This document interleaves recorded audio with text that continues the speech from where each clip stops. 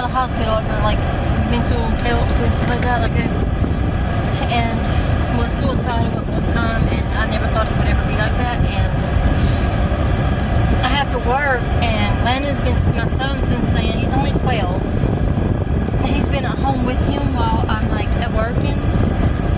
That way I don't have to worry about him being alone type of thing, you know what I'm saying? And I know he's 12, and I know that he's something on my glasses, but anyways, I know he's 12 or whatnot, you know what I'm saying? Why is my eyes so black? But as long as he's got company at home, he's fine. Well, today we had orientation at my kids' middle school, right? They're supposed to go to a kickoff event tomorrow at the school, and they choose not to go. And I'm like, well, that's y'all's fault. Like, y'all should go, because it's optional, but y'all should go. That way you know how to get to your classes and stuff easier than what we did today, because today was all hectic. Like, everybody walking everywhere, you know what I'm saying? And my son misses my daughter. She's been at her my mom and papa all summer. She came back one time, we went swimming together, spent time together, blah, blah, blah, blah. He misses her. He truly misses that girl. I'm talking about, he really misses her. And I was like, come on, son. He had his new clothes on, new shoes on, like she did too, whatever. And he's like, no, I think I'm gonna go with him. I'm like he's never he's went down to their house in South Carolina with us, but he's never stayed tonight down there. And I was like, I don't know if he needs to or not, because I started thinking about it. I'm like, that means Jason, my husband's gonna be there by himself tomorrow while I work. And Landon's like, you can just quit your job. And I'm like, I'm not doing that. I'm not doing that. I just got this job. I've been there for 2 days. 2 days. Well, actually 3, cutting my orientation. But 2 days I've been there. I know what I'm doing now. I'm not quitting my job because I'm worried. You know what I'm saying? Like, and now I'm on my way to Walmart to pick up my husband's medicine that they called in for him. But anyways, my husband kept saying, I don't need to be home by myself. I don't need to be home by myself. And he's like, we need to give him my medicine. And then finally, when I was like, well, I'm going to go get your medicine. You coming? He said, no, you can just go get it. And I'm like, well, I'm going to find out today if you're able to stay home alone. Like, now I'm worried. Like, he goes everywhere with me. I'm talking about everywhere. My eyes are like a raccoon. Like, I have not left him alone since the incident, you know what I'm saying? Since he did, like, hurt himself, you know, I've never spoke about the details. It's none of nobody's business. You know, that's our business. But, since it's social media, I mean, I record it on my phone, and then I go later on and I post it, you know what I'm saying? And I'm up to, like, 85 subscribers. I know that's not a lot compared to a lot of people on here, but to me, that's a lot. That's a lot. And I feel like I didn't earn my subscribers fairly, and I'm sorry for that. Because all I would do is like watch videos and did like a reenactment thing, like I would do it. But I didn't intentionally do it for the followers.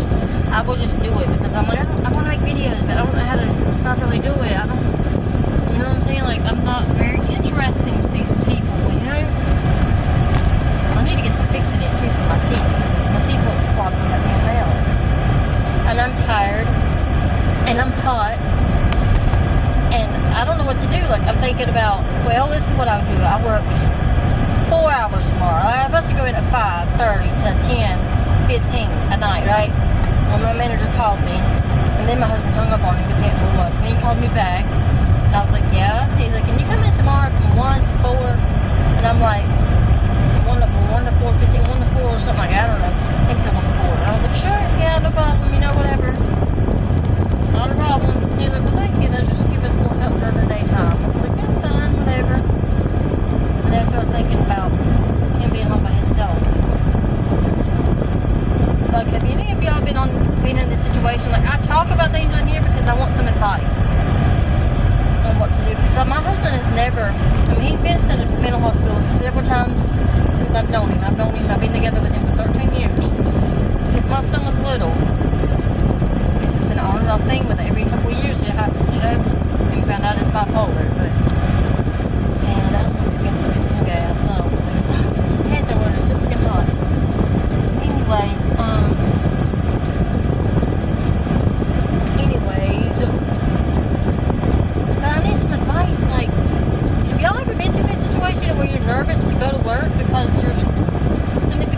at home alone. Like, that's what I'm worried about. Sincerely. That's what I'm sincerely, like, I'm worried about him. Like, but the last time, I didn't see it coming, technically. I knew that he was badly depressed because he stayed in the room and he wouldn't come out of there, and he would take too much medicine, he would sleep all day. That would trigger it. And he would gradually talk about hurting himself. But I just ignored it because I was like, he was like, yeah, I'll stress my arm a little bit. It wouldn't be nothing but like a little scratch. And I'm like, so quit thinking that you did something because you didn't. And when that day I went to my mama's on 4th of July, like my world got turned upside down. It was bad.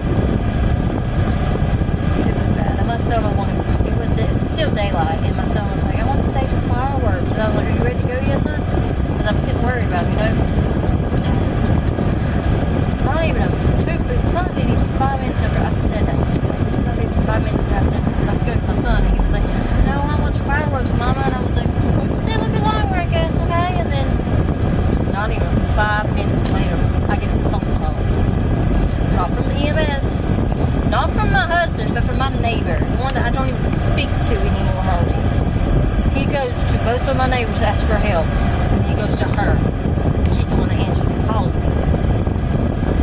Telling me about hurting yourself.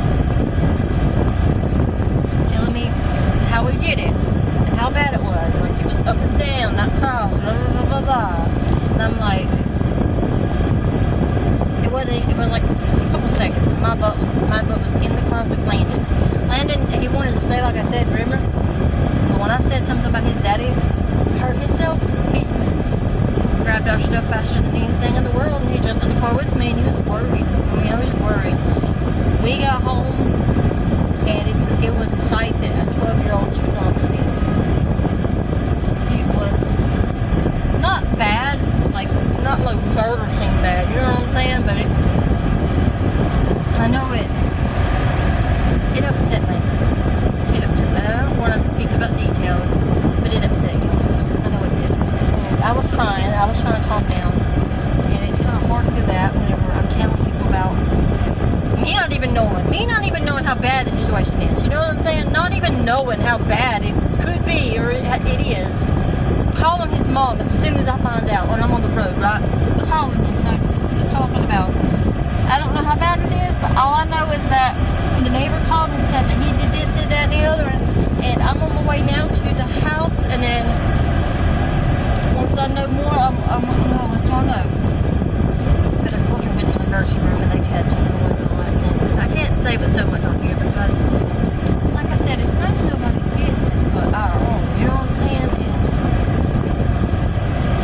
And I don't want to upset anybody. But yeah, I need some advice on how to cope with this stuff. Like, does it get better? I know it does, but I notice sometimes he lies about him not getting his medicine. He loses his medicine. He needs extra medicine. He needs this, he needs that when he doesn't. That way he can get the extra one. But I gotta go, guys. I'm gonna go get his medicine. I'll talk to you later.